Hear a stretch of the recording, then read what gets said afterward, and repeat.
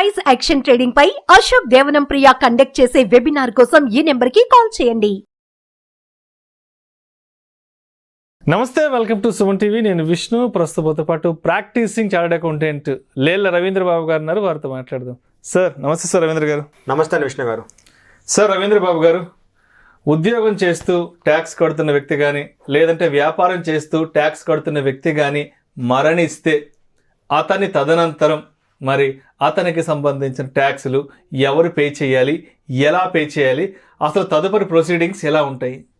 విష్ణు గారు, income tax act ప్రకారం ఇండియాలో ఎవరికైతే income present up to 60 years వాళ్ళకి 2.5 lakhs ఇన్కమ్ దాటితే 2.5 lakhs ఇన్కమ్ దాటితే వాళ్ళు కంపల్సరీగా ఇన్కమ్ ట్యాక్స్ రిటర్న్ ఫైల్ చేయాలి. ఇప్పుడు మీరు అడిగిన క్వశ్చన్లో ఎగ్జాంపుల్, మనకి ఇండియాలో ఇయర్ ఏప్రిల్లో స్టార్ట్ అవుతుంది, మార్చిలో ఎండ్ అవుతుంది. ఏదైనా ఒక పర్సన్ బిజినెస్ చేస్తూ ఉన్నాడు, అజ్యూమింగ్ దురదృష్టశాతం డిసెంబర్లోనో నవంబర్లోనో ఒకటో ఎక్స్పైర్ అయ్యాడు అనుకోండి. అంటే ఒక 9 నెలలు 10 నెలలు పని చేసిండు. ఆ 9 నెలలు 10 నెలలకి ఇన్కమ్ ఎర్న్ చేసిండు. 15 లక్షలు 20 లక్షలు ఎంత డబ్బులు సంపాదించిండు.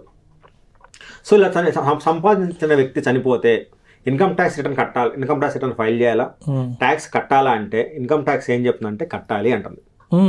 కంపల్సరీగా మనిషి చనిపోయినా కానీ తన యొక్క ఇన్కమ్ 2.5 lakhs దాటితే బ్రతికున్నంత కాలంలో 2.5 lakhs దాటితే కంపల్సరీగా ఇన్కమ్ ట్యాక్స్ రిటర్న్ ఫైల్ చేసి పే చేయాలి.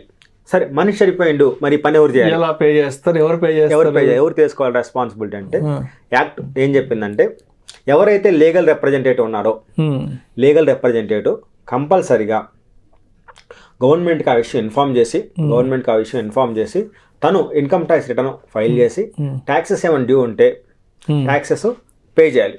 సో మనిషి చనిపోయింది కాబట్టి ఏమైనా సపరేట్ బెనిఫిట్స్ వస్తాయంటే అలాంటి ఏమీ ఉండవు. కానీ యాజ్ యూజువల్గా ఎవరికైతే వస్తాయో, ఏవైతే ఉన్నాయో, ఏమన్నా హెచ్ఆర్ఏ లాంటివి, ఏమన్నా స్కూల్ ఫీజులు ఆ టైంలో స్కూల్ ఫీజులు కట్టినా, ఏమైనా ఇన్సూరెన్స్ పాలసీస్ పే చేసినా, లేదా ఏమైనా చిన్న ఎగ్జామ్షన్లు ఉన్నా అవన్నీ కూడా తీసుకొని ఈ లీగల్ రిప్రజెంటేటివ్ ఎవరున్నారో, నెక్స్ట్ వారసులు ఎవరు ఉన్నారో వాళ్ళు కంపల్సరీగా ఇన్కమ్ ట్యాక్స్ రిటర్న్ ఫైల్ చేయాలి. సో వీళ్ళు ఎలా చేయాలి అంటే వీళ్ళు ఇన్కమ్ ట్యాక్స్ పోర్టల్లో, వీళ్ళ యొక్క పర్సనల్ పోర్టల్లో, మనిషి చనిపోయింది కాబట్టి ఆ పోర్టల్కి వీళ్ళకి యాక్సెస్ ఉండదు కాబట్టి వీళ్ళ యొక్క పర్సనల్ పోర్టల్లో ఇన్కమ్ ట్యాక్స్ డిపార్ట్మెంట్కి ఒక అప్లికేషన్ పెట్టుకోవాలి. ఒక కొత్త రిక్వెస్ట్ రైజ్ చేసి ఇలాగా పలానా ఎక్స్ అనే పర్సన్ చనిపోయాడు, తనకు నేను వారసుని, నేను లీగల్ హెయిర్ని అని చెప్పేసి తన ఇన్కమ్ ట్యాక్స్ పోర్టల్లో ఇన్కమ్ ట్యాక్స్ డిపార్ట్మెంట్కి ఒక అప్లికేషన్ పెట్టుకొని ఆ అప్లికేషన్కి డెత్ సర్టిఫికేట్, మళ్ళీ ఎవరైతే చనిపోయారో వాళ్ళ యొక్క pan copy, next legal heir యొక్క అటెస్టెడ్ పాన్ కాపీ, నెక్స్ట్ వీలునామా ఏదైతే ఉందో ఆ డాక్యుమెంట్స్ అన్నిటిని అప్లోడ్ చేయాలి. ఇన్కమ్ ట్యాక్స్ పోర్టల్ అన్నీ అప్లోడ్ చేస్తే ఇన్కమ్ ట్యాక్స్ డిపార్ట్మెంట్ వాళ్ళు చెక్ చేసి ఇతనికి రైట్ ఇస్తారు, పవర్ ఇస్తారు, ఇన్కమ్ ట్యాక్స్ రిటర్న్ ఫైల్ చేసే విధంగా ఒక ఫెసిలిటీ ప్రొవైడ్ చేస్తారు. అప్పుడు లీగల్ హెయిర్ యొక్క ఇన్కమ్ ట్యాక్స్ పోర్టల్లో 2 ఆప్షన్లు ఉంటాయి.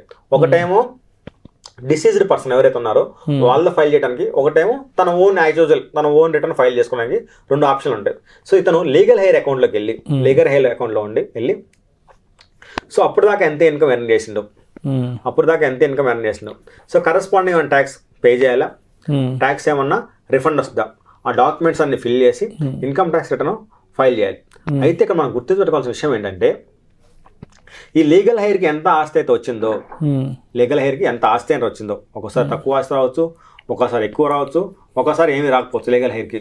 సో లీగల్ హెయిర్కి ఇది ఎంతైతే తనకి వారసత్వంగా కానీ లేకపోతే లీగల్ దీనివల్ల వచ్చిందో ఆ డబ్బు కన్నా ఎక్కువ అమౌంట్ ట్యాక్స్ కట్టాల్సిన అవసరం లేదు. ఒకవేళ తన ట్యాక్స్ 5 లక్షలు వచ్చింది కానీ తనకు లీగల్ హెయిర్గా ఓన్లీ 3 లక్షలు లేదా 2 లక్షలు వస్తే 2 లక్షలు ట్యాక్స్ కడితే సరిపోయింది. సో తనకు వచ్చిన ఆస్తి కన్నా ఎక్కువ అమౌంట్ తన ట్యాక్స్ కట్టాల్సిన పని లేదు. అదేవిధంగా ఆ ట్యాక్స్ ఎక్కువ కట్టాల్సిన అవసరం లేదు కాబట్టి తన మళ్ళీ పర్సనల్ అసెట్స్, తన ఇండివిజువల్ తన పేరు మీద అసెట్స్ ఉన్నాయో అవేమీ వాళ్ళకి ఇంపాక్ట్ అవ్వవు.